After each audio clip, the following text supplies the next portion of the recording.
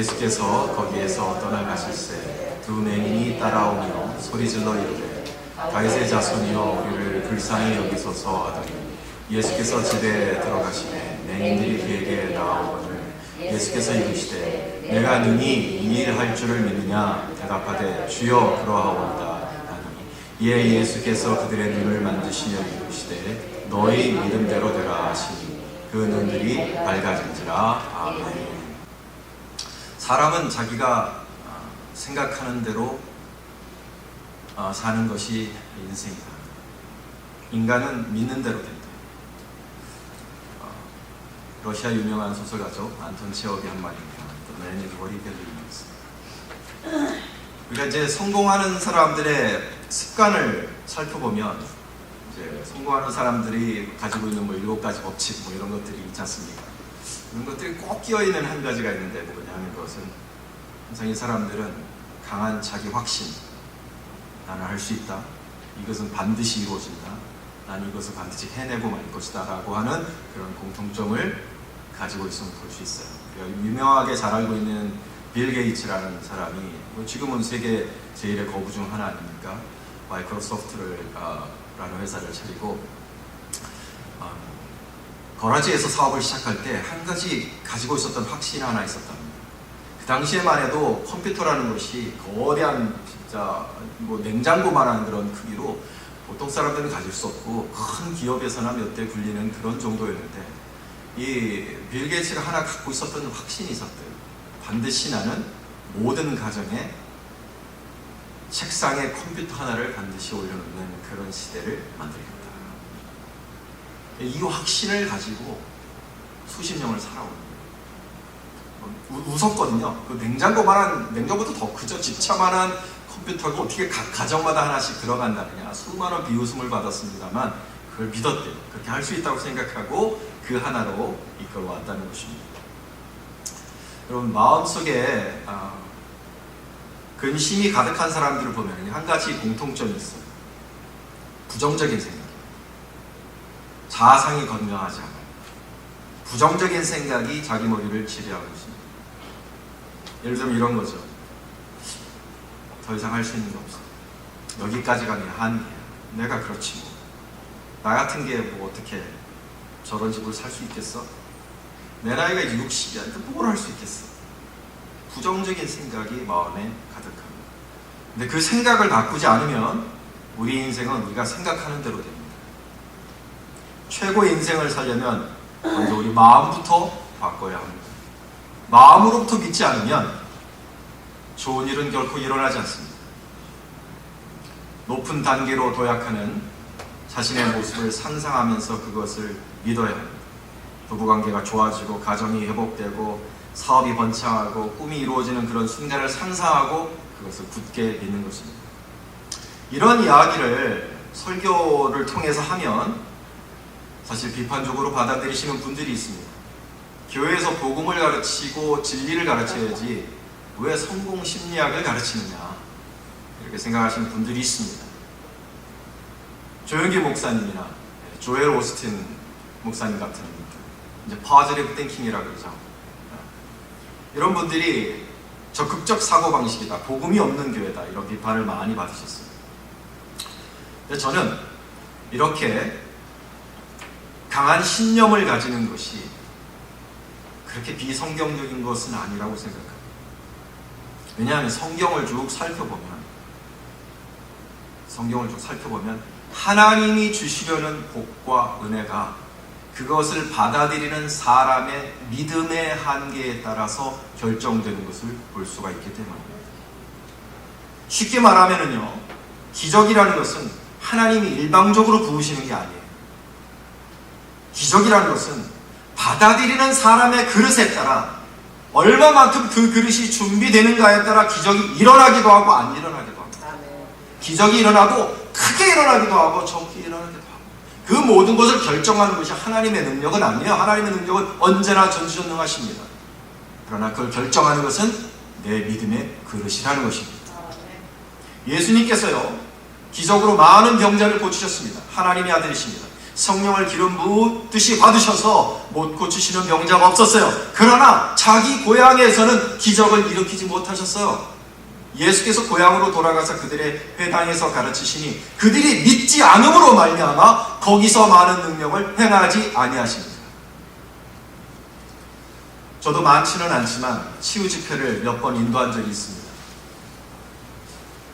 또 능력이 강하신 목사님을 모시고 치유 집회를 인도한 적도 여러 번 있었어요. 그러면 성령님이 임하시고 막 방언이 터져나오고 눈물도 터져나오고 병자들이 고침을 받기 시작합니다. 마지막 날로 가면 갈수록 그렇죠. 막 눈앞에서 제가 허리가 이렇게 굽어지신 분이 펴진 것도 봤어요. 그리고 제 손으로 하나님이 역사하셔서 신장암 말기 걸렸던 무용수도 하나님께서 깨끗하게 암을 고치시는 것도 보았습니다. 그런데 같은 집회인데요, 모든 사람이 낫는 게 아니에요.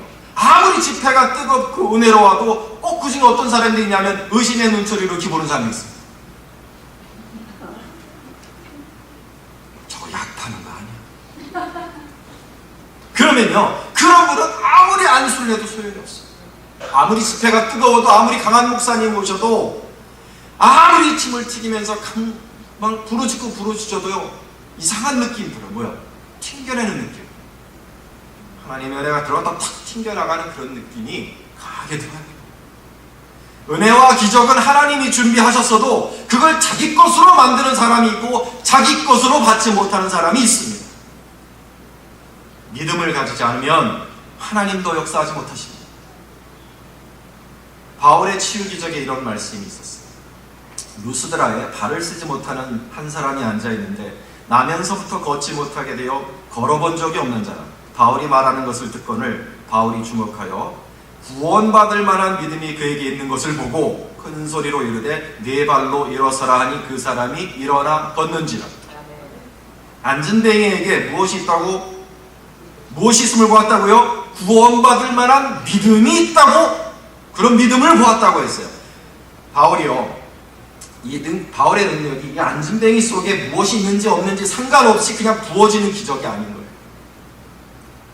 그냥 믿음이 있든지 없든지 고칠 수 있는 그런 압도하는 것이 기적이 아니라 그 마음속에 구원받을 만한 믿음, 고침받을 만한 믿음이 있었을 때 바울의 능력과 결합이 되어서 치유와 회복과 기적이 일어나는 것이지 일방적으로 일어나는 것이 아니라는 것입니다. 하나님의 은혜가 믿음의 분량에 따라 이렇게 제한되기도 하고 확장되기도 한다는 이 독특한 주제에 관해서 성경에 굉장히 재미있는 이야기가 하나 있습니다. 그것은 엘리사와 어떤 과부의 이야기입니다. 선지자들의 제자들 중에 하나, 즉 엘리사가 신학교를 운영했습니다. 그러니까 거기에 선지자가 되려고 공부하는 일종의 전도사님 같은 분인 거죠. 그런 분이 한 분 계셨는데 불행하게도 죽으셨어요. 근데 그 아내 중에 한 여인이 이제 너무 살기가 힘든 거죠. 요즘도 우리가 이혼하고 사별하면 우리 여성들이 살기가 얼마나 힘듭니까? 근데 옛날에는요 더 힘들었어요. 과부가 살아남는 것이 정말 기적보다 같은 일이었습니다. 얼마나 살기 힘들었을까요? 와서 엘리사에게 부르짖습니다.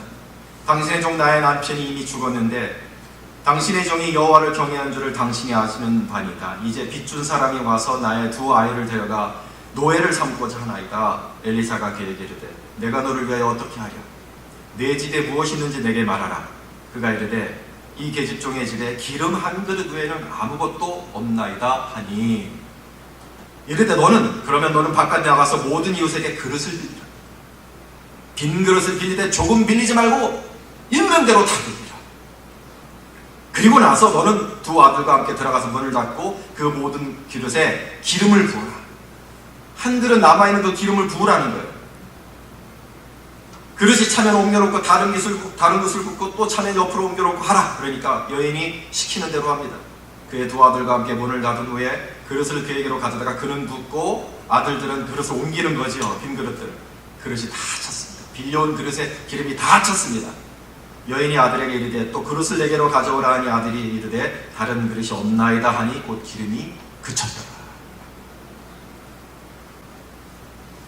엘리사가 너는 조금 빌리지 말고 할 수 있는 대로 다 빌리라고 했어요. 그랬더니 이 여인이 붓는 대로, 이 기름을 붓는 대로 모든 이 그릇들이 채워지는데 결국 빌려온 만큼 다 채워졌다는 것입니다. 중요한 거는요, 이 과부가 가져온 그릇만큼, 준비한 그릇만큼 채워지고 그 준비한 그릇이 다 떨어지니까 기름이 딱 그쳤다. 더 많이 가져왔더라면 더 많은 기름을 얻을 수 있었겠지만 과부가 준비한 만큼만 채워졌다는 거예요.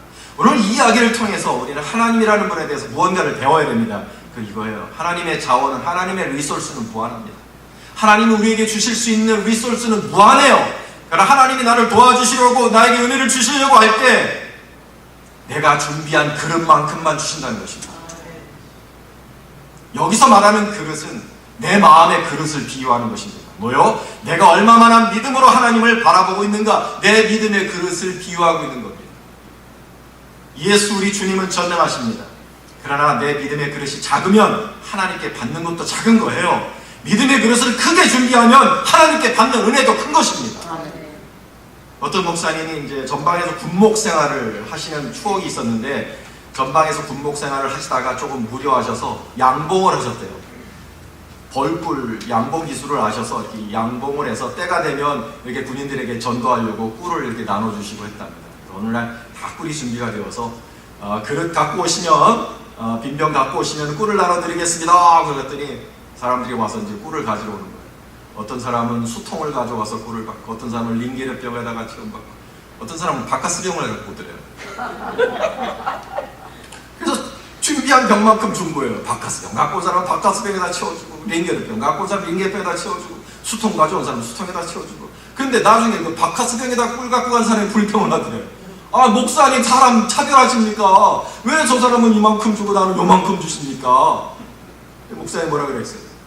내가 빈 그릇 준비하는 대로 채워주겠다고 했으니까 바카스 병 갖고 온 당신이 잘못 아니오.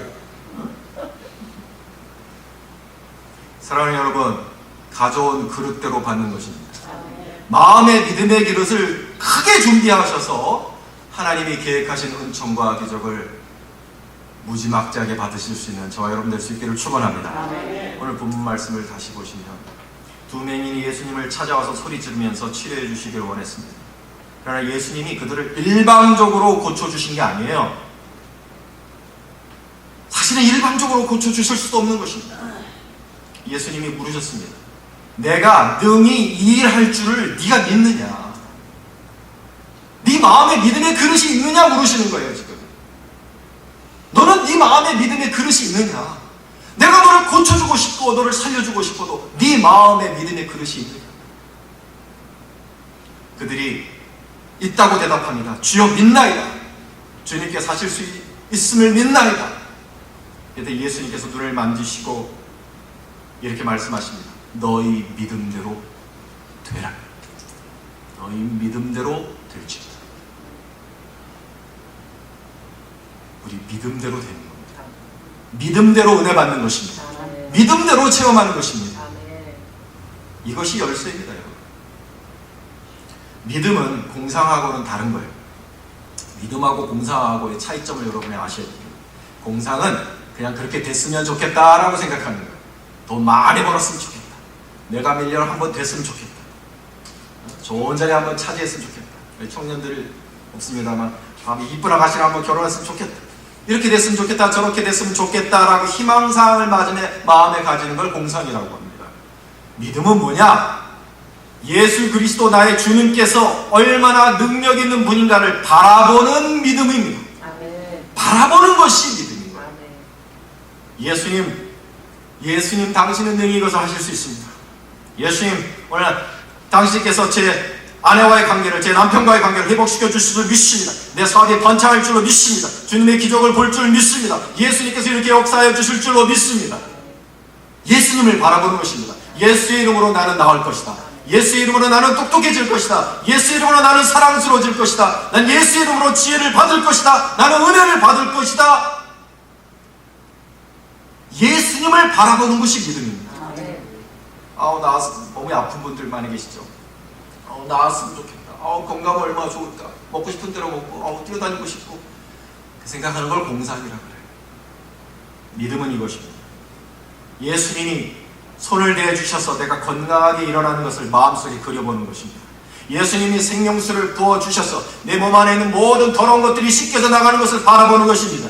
예수님이 성령의 불을 주셔서 암세포가 태워주는 것을 상상하는 것입니다. 그래서 그대로 될 줄 믿습니다. 선포하는 것이 믿음입니다. 여러분, 공상과 믿음의 차이를 분명히 하셨죠? 이러한 믿음의 그릇이 내 마음에 준비가 되면 하나님이 역사하시는 것입니다. 그런 거창한 것이 아니라도요, 여러분, 그런 거창한 믿음이 아니라도 하루하루를 시작하면서 여러분 어떻게 시작하십니까? 전능하신 주 예수님께서 오늘 나와 함께 하셔서 모든 것이 잘되게 하시고 하나님의 역사가 있을 것이다, 이렇게 그것을 믿고 하루를 시작하는 마음을 가지면 하루하루가 복된 하루가 됩니다. 그러나 눈 떠서 그냥 습관적으로 하루를 시작하고요, 아무런 기대가 없이 그냥 시간을 보내면요, 내가 바라는 대로 됩니다. 아무것도 기대하지 않고 시작하면 그냥 아무것도 안 일어나는 거예요. 마음의 믿음의 그릇을 준비하고 기도하고 하루를 시작해보세요. 살아계신 주님, 전능하신 주님, 오늘 제가 프레젠테이션을 해야 됩니다. 저와 함께하여 주셔서 좋은 인상을 주게 하시고 사람의 마음을 콕콕 집을 수 있는 언변을 주시옵소서. 그러면 어떻게 되겠습니까? 주님 역사하십니다. 식당하십니까? 하나님 아버지, 예수님 함께하여 주셔서 오늘 내가 만드는 이 떡반죽 그릇에 복을 주셔서 맛있는 음식이 만들어지게 하시고 찾아오는 이들마다 만족해 하여 주옵소서. 기대하는 마음을 가지고 시작하는 하루와 아무런 기대 없이 습관적으로 시작하는 하루가 같겠습니까? 다르겠습니까? 다릅니다. 그릇이 준비되어 시작하는 하루와 그릇이 없이 시작하는 하루는 다른 것입니다. 자녀들 그냥 키우지 마십시오. 매일매일 믿음의 그릇을 가지고 우리 주님께 내 자녀들을 올려드리기를 축원합니다. 하나님 아버지, 내 눈에 보이기에는 정말 철없고 부족하고 정말 이 아이가 어떻게 될까 걱정이 되지만 주님 함께하여 주시면 은혜로 길러주실 줄 믿습니다. 하나님 좋은 인연을 주셔서 좋은 선생님, 좋은 친구, 좋은 인연을 만나게 하시고 지혜와 명철과 사랑을 부어 주시옵소서. 주님은 부어주실 수 있는 줄 믿습니다. 예수님 믿습니다. 예수님 우리와 함께하지 않습니까? 예수님이 함께 하시는데 왜 그릇을 준비하지 않으시는 거예요? 왜 맨날 바카스병만 준비하십니까? 하루 시작할 때 식사기도 하나 함께 하시는 줄 믿습니다. 바카스병이야, 바카스병. 큰 것을 준비해서 하루를 시작해야지. 왜 바카스병에다가 그만큼 은혜 받고 시작하세요? 사랑하는 여러분, 큰 일을 할 때나 매일매일 작은 일을 할 때나 새로운 사업을 할 때나 새로운 정착을 준비할 때나 우리와 함께 하셔서 나와 함께 하시고 주의 이름으로 잘되게 하시는 복을 부어주시려고 기다리시는 하나님 앞에 믿음의 그릇 준비하여 나아갈 수 있는 저 여러분 될 수 있기를 축원합니다. 내 생각한 대로 될지어다, 내 꿈꾼 대로 될지어다, 내 믿음대로 될지어다, 내 입술에 고백한 대로 될지어다. 여러분, 내 운명은 남이 만들어주는 게 아니에요. 내가 만들어가는 것입니다. 내가 생각한 대로, 내가 믿는 대로 여러분의 운명을 개척해 나가십시오. 왜 후들리십니까? 내가 생각한 대로, 내 믿음대로 될지어다. 여러분이 원하는 인생 예수 그리스도 안에서 스스로 개척해 나가시길 주님의 이름으로 축원합니다. 이렇게 얘기하면 여러분 마음속에 목사님 안 되면 어떡해, 그렇게 믿었는데 그렇게 믿었는데 응답 안 하시면 되게 실망할 것 같은데요. 그래서 믿기 싫어요. 그런 분들을 위해서 인간적인 말씀 몇 마디 드리겠습니다. 수학을 아시는 분들에게 인간적으로 몇 말씀 드리겠습니다. 자, 안 믿어. 예수님이 없어. 안 믿었는데 예수님이 없어. 자, 왼쪽에 있는 건 내가 기분 나쁘고 이제 디프레스드 된 거고요. 오른쪽에 있는 건 일이 안 풀리는 걸 말하는 거예요. 자, 예수님이 없는데 여러분 그래 안 믿어. 없을 것 같으니까 안 믿어. 그러면 기분 되게 나쁘고요. 풀리는 일도 없습니다. 그렇죠? 자, 근데 내가 안 믿었는데 예수님은 계셔요. 똑같아요. 안 믿으니까 여전히 행복하지 않아 마음이. 그리고 안 믿으니까 풀리는 일도 없어. 예수님 응답 안 해요. 예수님이 계셔도 안 믿으면 응답이 없는 거예요. 자, 예수님 믿어. 예수님이 없어도 믿으면 마음이 기쁩니다. 그런데 예수님이 안 계시니까 실망해요. 자, 마지막 경우입니다. 예수님 계시고 믿어요. 자, 마음도 기쁘고 일도 잘 풀려서 행복해요. 자, 여기서 확률. 안 믿는 사람이 행복할 확률은 얼마입니까? 제로입니다. 제로. 안 믿는 사람이 일이 잘 풀릴 확률은 얼마예요? 0입니다. 믿는 사람이 행복할 확률은 얼마입니까? 100%입니다. 예수님이 계시나 안 계시나 100%예요. 믿는 사람이 일이 잘 풀리고 복받을 확률은 얼마 됩니까? 50%입니다. 자, 안 믿을 거예요? 믿을 거예요? 안 믿으면은 행복한 것도 제로고 안 풀리는 것도 제로예요. 나 믿으면 행복한 건 100%. 혹여나 예수님 안 계시기 때문에 안 풀리는 게 50%. 이거는요, 아무리 단순한 생각을 하는 사람이라도 사랑 여러분 믿어야 될 줄로 믿습니다. 그러니까 여러분, 믿는 사람이라면 마음에 부정적인 생각을 버리시고 긍정적인 믿음을 가지시기를 축원합니다. 특별히 여기까지가 내 한계다. 내가 이 나이에 무슨 일을 할 수 있을까? 체력도 없고 돈도 없다. 이렇게 부정적으로 생각하시면 부정적으로 됩니다. 그런데요, 긍정적인 생각 가지세요. 나이 80에 새로운 인생을 시작한 모세와 갈렙 같은 사람들을 생각해 보시고, 나는 예수 안에서 행복하게 살 수 있다. 나는 예수 안에서 잘 살 수 있다. 나는 예수 안에서 강건하게 살 수 있다. 믿으시기를 축원합니다. 그렇게 생각해야 하나님이 그렇게 만드시는 거예요. 여러분이 잘 아시는 한 사람의 이야기를 드릴까 합니다.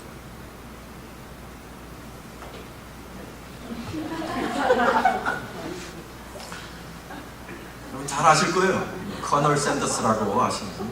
원래 이름은 하울렌 샌더스라는 분입니다. 우리와 같은 평범한 사람이에요. 나이 5세 아버지를 여의고 호르몬이 밑에서 정말 처참한 유년 시절을 보내고 아무런 할 수 있는 일 없어서 여러 가지 일을 전전하다가 닭을 잘 튀겨서 나이 40에 닭 튀기는 집을 주유소 옆에 이렇게 붙은 가게로 조그마한 가게 하나 열었어요. 근데 그게 잘 됐어요. 그래서 켄터키 제일의 치킨이라는 그런 뭐 주정부 뭐 훈장도 받고 그랬답니다. 유명한 식당인데 잘 먹고 살다가 나이 60이 됐는데 불이 나갖고 다 타버린 거예요. 그래서 졸지에 연금 받고 사는 처지가 되어갖고 나이 60에 우울증이 온 겁니다. 사실 그 나이에 사실 살기 어렵잖아요. 모두가 다 잃었으니까. 연금 받고 살다가 우울증이 걸려서 정신병원에 입원하게 되었습니다. 당연히 와이프가 떠나버리죠. 다 잃었어요. 아무것도 없는 처지가 되었어요. 나이 60. 그래서 정신병원에서 몇 년 산 거예요. 그러다가 더 이상 이렇게 살고 싶지 않아서 자살을 해야 되겠다. 그래서 이제 병원을 뛰쳐나갔어요. 나가서 막 이리저리 걷는데 노랫소리가 들리더래요. 어느 교회에서 노랫소리가 들려서 홀리디시그 교회를 들어가 보니까 어떤 미친 여자가 노래를 부르고 있더래요. 미친 여자가. 그 사람도 정신병원에서 탈출한 건지는 모르겠어요. 노래를 부르는데 주 날개 밑에 거하라 주 너를 지키니 이 노래를 부르더래요. 미친 여자.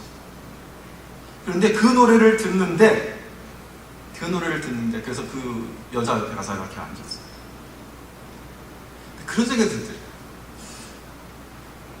아, 주님이 이 미친 여자에게 함께 하시네. 이 미친 여자에게도 함께 하시는데 나에게도 함께 하지 않으실까? 그러면서 눈물이 막 나오더래요. 주님, 내가 평생 돈만 벌고 살려고 하다가 이렇게 되었습니다. 불쌍히 계시고 저를 용서해 주세요. 근데 눈물이 막 쏟아지면서 회개의 눈물을 하루 종일 이렇게 울고 나니까 정신이 맑아지더래요. 정신이 맑아지고 마음의 모든 우울증과 정신의 병이 딱 떠나가더라고요. 그래서 정신병원을 탈출하지 않아도 그냥 자연스럽게 퇴원할 수 있게 됩니다. 그날 이후로 주님 나와 함께 하시죠. 믿습니다. 이 마음 가지고 새롭게 살아보겠습니다.